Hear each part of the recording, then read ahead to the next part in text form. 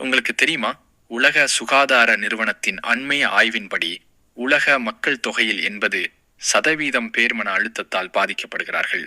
இன்று நாம் நிம்மதியின் முக்கியத்துவத்தை பற்றி ஆராய்வோம். அந்த புள்ளி விவரம் அதிர்ச்சி அளிக்கிறது. நான் சமீபத்தில் படித்த ஒரு ஆய்வில் நிம்மதியற்ற வாழ்க்கை நம் ஆயுளை 10 ஆண்டுகள் வரை குறைக்கலாம் என்று கூறப்பட்டுள்ளது. இது மிகவும் கவலைக்குரிய விஷயம். நான் சமீபத்தில் ஒரு மனநல மருத்துவரை சந்தித்தேன்.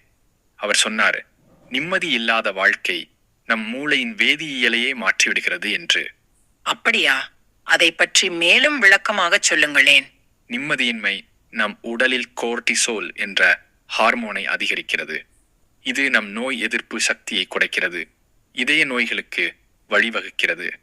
நான் கேள்விப்பட்டேன், பண்டைய தமிழ் மருத்துவத்தில் நிம்மதிக்கு மிகவும் முக்கியத்துவம் கொடுத்திருக்கிறார்கள். ஆமாம், சித்த மருத்துவத்தில் மன நிம்மதியை மனோநிலை என்று அழைக்கிறார்கள். இது உடல் ஆரோக்கியத்தின் அடிப்படை என்று கருதப்படுகிறது.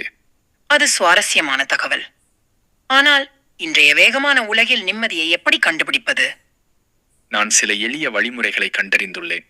முதலில், தினமும் 10 நிமிடங்கள் மௌனமாக இருப்பது.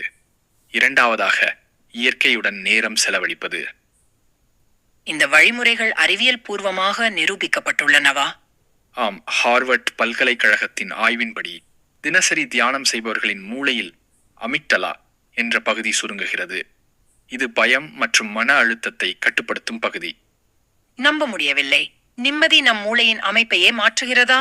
ஆமாம், மேலும் நிம்மதியான மனிதர்களின் டெலோமெர்கள் நீளமாக இருப்பதாக ஆய்வுகள் காட்டுகின்றன.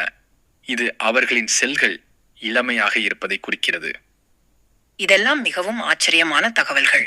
ஆனால் பெரும்பாலான மக்கள் இதை ஏன் புரிந்து கொள்ளவில்லை? காரணம் எளிமையானது. நாம் வெளிப்புற வெற்றிகளை மட்டுமே மதிக்கிறோம், உள் நிம்மதியின் முக்கியத்துவத்தை புரிந்து கொள்ளவில்லை. அப்படியென்றால் நாம் என்ன செய்ய வேண்டும்? முதலில் நம் முன்னுரிமைகளை மாற்ற வேண்டும். பணம், புகழ், அந்தஸ்து இவையெல்லாம் முக்கியம்தான்.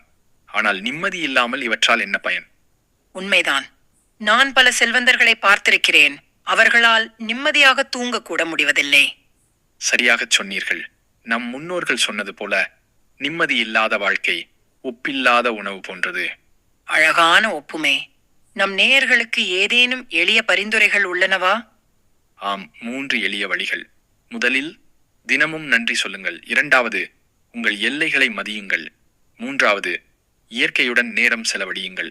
இந்த உரையாடல் எனக்கு புதிய பார்வையை கொடுத்துள்ளது. நிம்மதி என்பது ஒரு தேர்வு என்பதை புரிந்து கொண்டேன். ஆம், நாம் ஒவ்வொரு நாளும் நிம்மதியை தேர்ந்தெடுக்க வேண்டும். அதுதான் நம் வாழ்வின் மிகப்பெரிய முதலீடு.